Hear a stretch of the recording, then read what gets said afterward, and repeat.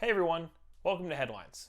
I'm Danny, and this is a show where I pull a headline from the internet, usually something geek related, and I discuss it for a few minutes and, just talk about it. I'm not an analyst, I'm not an expert, I have no idea what I'm doing. But regardless, I'm going to pretend like I do because this is the internet. This week's headline, courtesy of Kotaku, is that Sony has purchased Insomniac Games, the developers of Ratchet & Clank, Resistance, Sunset Overdrive, and most recently the PlayStation exclusive Spider-Man. The article on Kotaku, which is written by Jason Schreier, does not list a purchase price, and it doesn't really list a motive for Sony buying Insomniac Games. There are a few possible reasons here. The first answer is that Sony kind of just wants to put a ring on it. Over the 24 years that Insomniac has been developing games, only 3 console games were not Sony exclusives, and of them, only 1 was not available on a PlayStation console, and that was Sunset Overdrive, which was an Xbox exclusive. So it's possible that Sony just wants to prevent that partnership from dissolving, though it doesn't really show any signs that it would have, so it's kind of an interesting buy. I mean, if you'd asked me 3 days ago, I probably would have thought Insomniac was in fact a Sony first party, and I don't really associate with them as Sunset Overdrive nearly as much as I do Ratchet & Clank and Spider-Man. I mean, it's kind of a weird choice because it doesn't really seem like there's any chance of Insomniac going another direction without Sony. Now, it's possible that Insomniac told Sony something, or that Sony knew something that might push Insomniac and Sony further apart, so Sony wanted to cement that before it happened, but also that's really, really speculative at this point. Second, is it possible that Sony wants to fold Insomniac into other projects?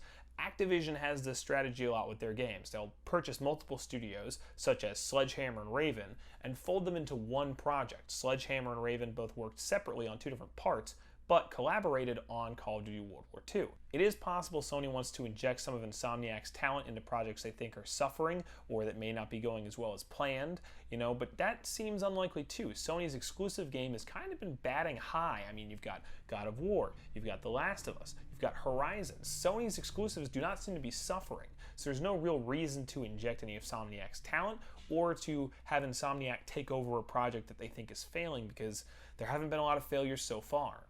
Now, thirdly, what I think is the most likely answer is that this is a response to all of Microsoft's recent acquisitions. Sony wants to show that they have purchasing power, but they don't really want to take the risk of buying an unknown.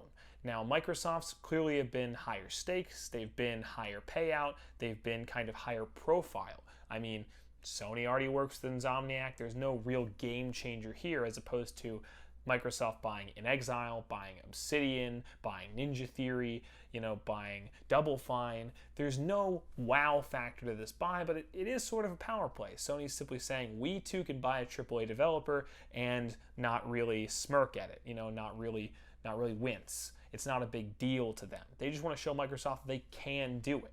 Not to mention, it doesn't really hurt that they'll now have first choice on anything Insomniac does, and somewhat ironically, could develop a Sunset Overdrive 2, seeing as how Insomniac seems to hold the intellectual property for it, because what a big fuck you that would be to Microsoft fans, am I right? Anyways, that's my rundown of the headline this week. I'll try to do these once a week. Some of them may be better than others, some of them may be more interesting than others, some of them may be hotter takes. This one is kind of a lukewarm take, I think, but who knows? And, I'm not really an analyst, but just having fun sort of speculating on what these headlines mean. I'll see you next week.